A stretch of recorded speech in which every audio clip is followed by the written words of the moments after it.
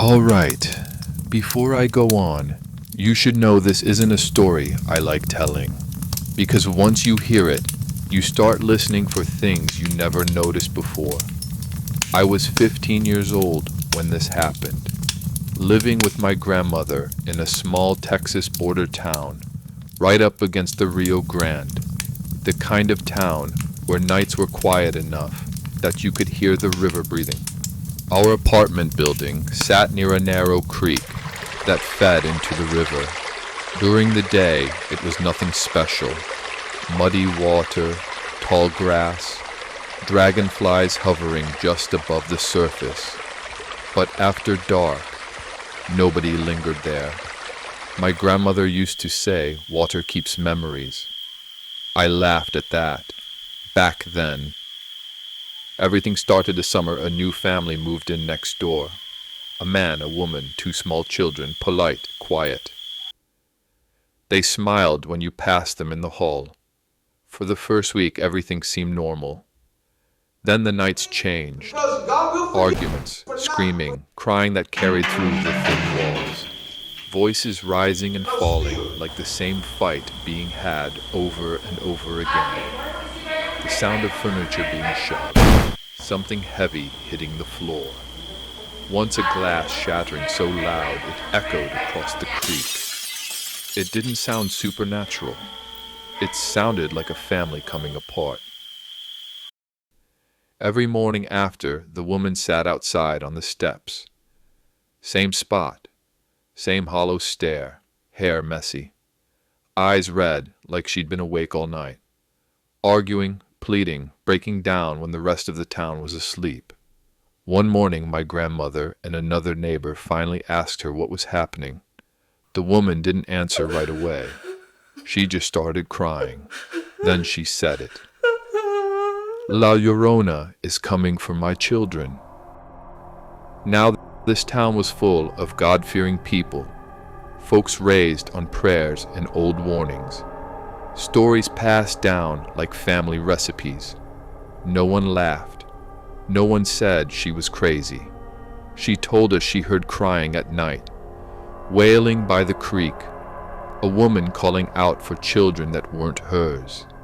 The neighbors decided the police wouldn't help. Not with something like that. The only thing they agreed on was this: no children near the creek after sundown. That's when my grandmother got scared. Not for the other kids, for me. That night, she finally told me the story of La Llorona, the woman who drowned her own children and now wanders rivers, crying for them, taking others to replace what she lost. I told her I wasn't a kid anymore. She didn't argue, she just prayed. After that, the sighting started. A night guard said he saw a woman by the riverbank. A man walking his dog swore he heard sobbing in the trees. Everyone described her differently, but they all said the same thing. She didn't belong. By Sunday, the town whispered about it in church, and by the next Saturday night, I saw her. I was riding my bike home from a friend's place, taking the road that ran along the woods near the creek. The air was cold, cold enough to sting your lungs. That's when I noticed her walking ahead of me, slow, dragging her feet. She wore a thin white dress that barely reached her ankles. No coat, no shoes. My heart started racing before I knew why. I pedaled harder. Then my tire hit a stone. I crashed. When I looked up, she was closer. Too close. I couldn't breathe right. My chest felt tight. She raised her head, opened her mouth, and reached toward me. "They are my children," she said. There was no anger in her voice, only pain. Her face was soaked with tears. Her eyes were red and tired. She looked real. "Maybe you should go to the police," I said. I don't even know how I got the words out. "They won't listen to me." That's when my grandmother's story slammed into my head. Every warning, every whispered prayer. And I hate admitting this, but I was scared. So I got back on my bike, and I rode. I reached home, and I went straight to bed that night. Something happened, but I didn't wake up for it. The next morning, police cars lined the street. Officers were questioning the family next door. The woman was screaming, begging. Her children were missing, gone. I went to the station to give my statement. I described the woman I'd seen. It didn't help. Everyone described her differently, too differently. The children were never found. A week later, the family moved away. No one knew where they went. People told themselves the explanation that felt safest. La Llorona took them. Years later, after my grandmother passed, I reading the newspaper when a column about a short story contest caught my attention. I started reading one of the entries and it stopped me cold. It was about a woman who pretended to be La Llorona to frighten a town. She was undocumented. Her husband and his mistress had taken her children. She couldn't go to the police without being deported, without losing them forever.